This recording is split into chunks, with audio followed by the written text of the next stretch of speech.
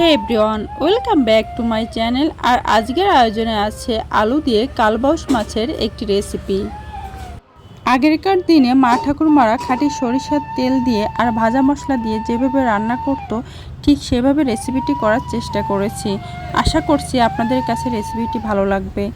রেসিপিটি করার জন্য আমি এখানে 3টে আলু নিয়েছি। আলুগুলো ছুলে মাছ বরাবর কেটে 4 ফাল করে নিয়েছি। আর আলুগুলো আমি সেদ্ধ করে নিয়েছি। 5 পিস কালবাউস মাছ নিয়েছি আর 1 পিস মাছের পেটি নিয়েছি। আগেরকার দিনে টাটকা মাছ রান্না করা হতো, সেহেতু আমি ফ্রিজের মাছটা অ্যাভয়েড করার চেষ্টা করেছি। আর এখন আমি এই টাটকা মাছটা রান্না করব। মাছটা প্রথমে ভালো করে কেটে ধুয়ে এখন সরিষার তেলে ভালো করে ভাজি করে নিব। আর আমি এখানে খাঁটি সরিষার তেলটা ব্যবহার করেছি। অতিথি আপ্যায়নে কিংবা বাসায় এই রেসিপিটা এভাবে ট্রাই করে দেখবেন, সবাই হাত চেটে পুটে খাবে।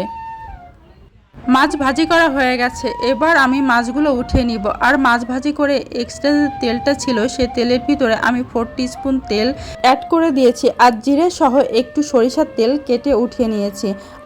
এবার একে একে মশলা অ্যাড করে দিব। আমি এখানে 2 টিস্পুন জিরে বাটা দিয়েছি আর 2 টিস্পুন শুকনো লঙ্কার গুঁড়া দিব, 1 টিস্পুন হলুদ, 1 টিস্পুন লবণ দিয়ে মশলার ভিতরে সামান্য পরিমাণ জল অ্যাড করে দিব। মশলাগুলো এবার ভালো করে কষিয়ে নিতে হবে। মশলা কষাতে কষাতে যখন মশলার থেকে তেল ছেড়ে দিবে, এবার সেদ্ধ করে রাখা আলুগুলো দিয়ে দিব। আলুগুলো দিয়ে মশলার সঙ্গে আরও 1 মিনিট কষিয়ে নিব।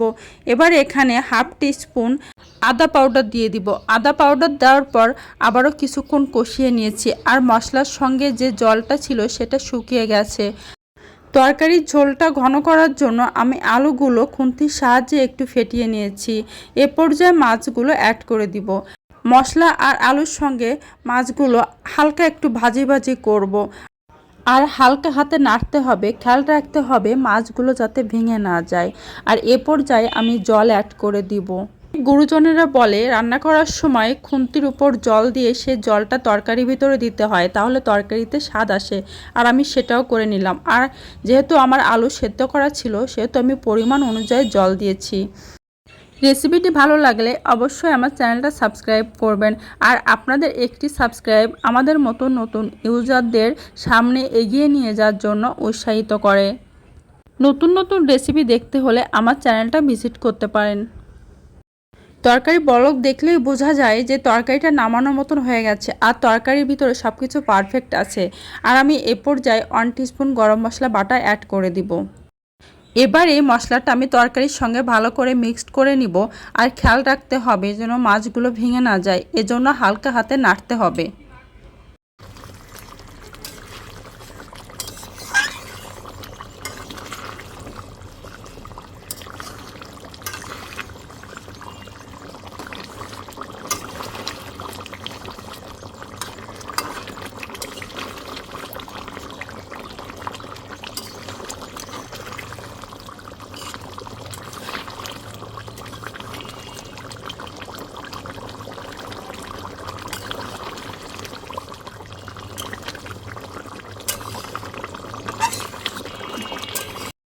এবার তরকারিতে স্বাদ বাড়ানোর জন্য ভাজা মশলা অ্যাড করে দিব।